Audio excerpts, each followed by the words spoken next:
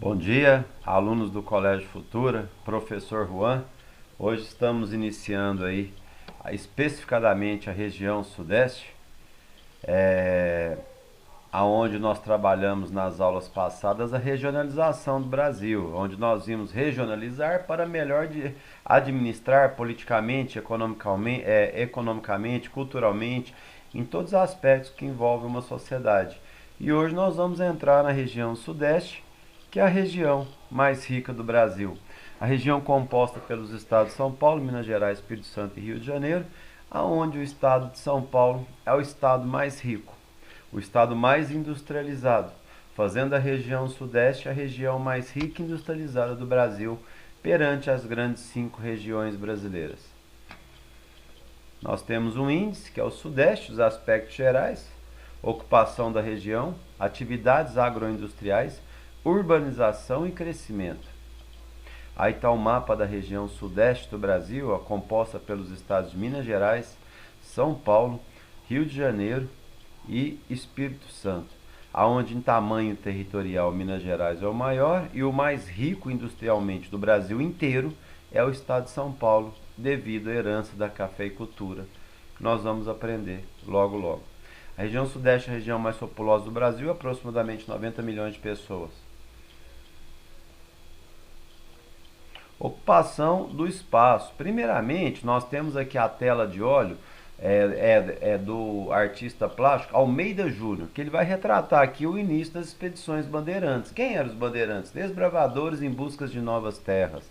E aqui nós temos uma imagem, ó, as margens do rio Tietê, ficou conhecida aí como a Estrada dos Bandeirantes. Jesuítas e bandeirantes. Como começou o processo de ocupação da região que hoje chama-se Sudeste? Início da colonização, jesuítas portugueses, são os padres portugueses. Fundação da primeira vila, que é a Vila de São Vicente, em 1532. A Vila de São Vicente hoje chama-se São Paulo capital, a cidade de São Paulo. Os bandeirantes, expedições para o interior no século XVII em busca de pedras preciosas, em busca do terceiro ciclo econômico da história do Brasil. Nós temos o primeiro ciclo, o pau-brasil, o segundo ciclo, a cana-de-açúcar, o terceiro ciclo, a partir do século XVIII, final do século XVII e XVIII, que é a mineração, aonde hoje chama-se Minas Gerais. Naquela época chamava-se Minas de Cataguases. Os bandeirantes utilizavam a navegação pelo rio Tietê como forma de alcançar o interior da região. Aí vem o ouro e café, mineração do ouro do século XVIII em Minas Gerais. Isso provocou muitos assentamentos urbanos no interior da região Sudeste. Aí vem a transferência da capital de Salvador para a cidade do Rio de Janeiro, porque nós vamos ter a capital, começa em Salvador, após a independência do Brasil, depois ela é transferida para o Rio, e a partir do momento que o Brasil, que Juscelino Kubitschek entra na presidência em 1956, ele começa a construção de Brasília, ele transfere em 1960 e inaugura a capital do Brasil em Brasília. A Inconfidência Mineira, em 1789, foi Tiradentes, né? Inconfidente quer dizer traidores, não eram traidores porque eles estavam brigando para Minas ser independente dos reis de Portugal na época da mineração. Aí vem a herança da cafeicultura, o motivo que a região Sudeste é a região mais rica do Brasil, o motivo que o estado de São Paulo é o estado mais industrializado do Brasil, porque nós temos aqui, ó, primeiramente, ó, cafeicultura, século XIX, século XX, Rio de Janeiro, São Paulo e Minas Gerais. Nós temos aqui a República Velha. Durante o período de 1889 a 1889 a 1930, nós tínhamos no Brasil o período denominado República Velha. São Paulo produzia café e Minas Gerais produção leiteira. Esses dois estados brigavam para liderar a hegemonia mundial. E a partir desse momento, eles ficavam naquele impasse para ver qual seria o mais rico do Brasil. Nesse momento era comandado pelos coronéis. Quem eram os coronéis? Policiais? Não. Coronéis eram os grandes fazendeiros que tinha nesse período da República Velha. O voto era de cabresto. O fazendeiro obrigava em quem votar e conferia a cédula. Se não votasse, você mandava embora ou até coisas piores. E durante esse período, De 1889 a 1930, o estado de São Paulo produziu muito café e exportava principalmente para os Estados Unidos. Só que em 1929 aconteceu a quebra da Bolsa de Valores norte-americana, a Grande Depressão do século XX, provocada pelo liberalismo econômico, onde a burguesia gastou mais do que arrecadava. Isso fez acontecer com que o mundo todo entrasse em decadência. E a partir desse momento, nós vamos ter o que? 1929, quebra os Estados Unidos, o Brasil não tem para quem vender o café, e a 1930 assume a presidência do Brasil Getúlio Vargas, e Getúlio manda colocar fogo em montanhas de cafés no estado de São Paulo, para não vender um preço muito barato, porque não tinha mais valor perante a Bolsa de Valores. E a partir desse momento, sétimo ano, acontece o que? Aí o café entra em decadência, mas eles ficaram de 1889 a 1930, 41 anos ganhando muito dinheiro. E a partir desse momento eles vão investir na indústria. Esse é o motivo que o estado de São Paulo é o estado mais industrializado e o estado mais rico do Brasil. Herança da cafeicultura. Eu tenho aí a ocupação do espaço na era do café. São Paulo, Minas Gerais com leite e a produção de São Paulo. Minas Gerais também tinha produção de café, mas competia com leite. República Velha, a República do Café com leite. Ocupação do espaço pelo café, favorecido pelas ferrovias. Esse período era comandado pelas ferrovias. Industrialização, favorecida pelas vantagens criadas pela cafeicultura. Mão de obra, capital, mercado consumidor, infraestrutura, transporte e energia.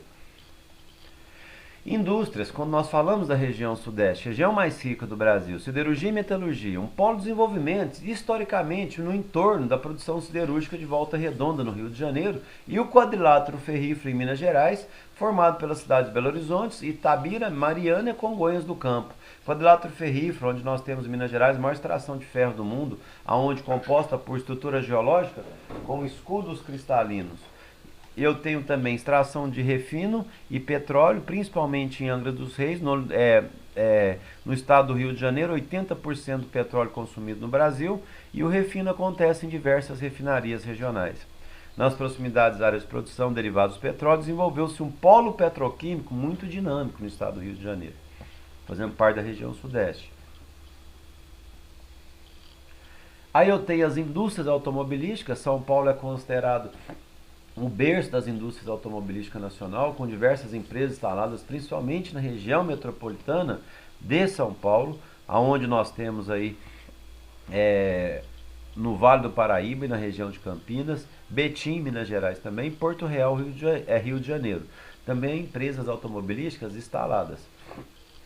Tecnopólogo brasileiro. O que é tecnopólogo? Onde fabrica tecnologia de ponta. Nós temos São José dos Campos, considerados parte do Vale do Silício brasileiro, que significa que se desenvolveram na cidade polos de alta tecnologia dentro também do estado de São Paulo.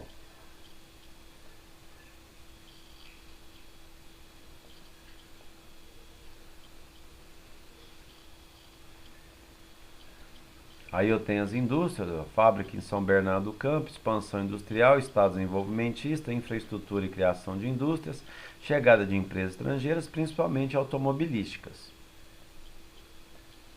Agora eu tenho a industrialização dentro da região sudeste, onde nós temos aqui o estado de São Paulo, o estado mais rico, industrializado do Brasil, devido à herança da cafeicultura, fazendo a região sudeste o coração do Brasil. São Paulo é o coração do Brasil financeiramente.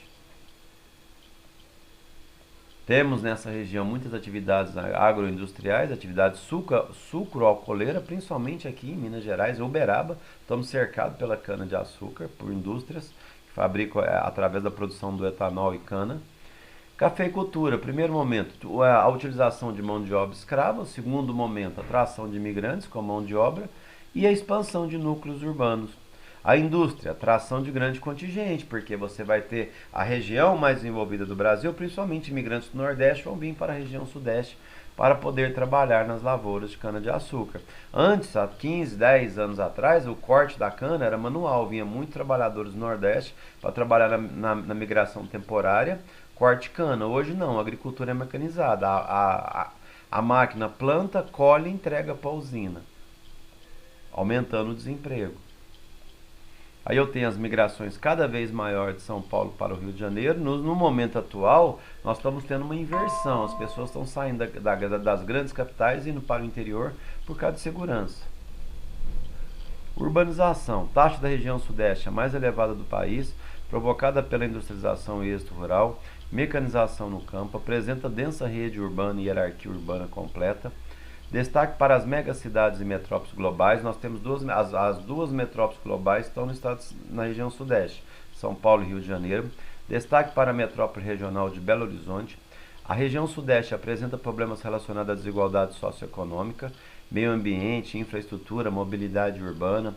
Apresenta atualmente redução do ritmo de expansão pela queda no processo migratório.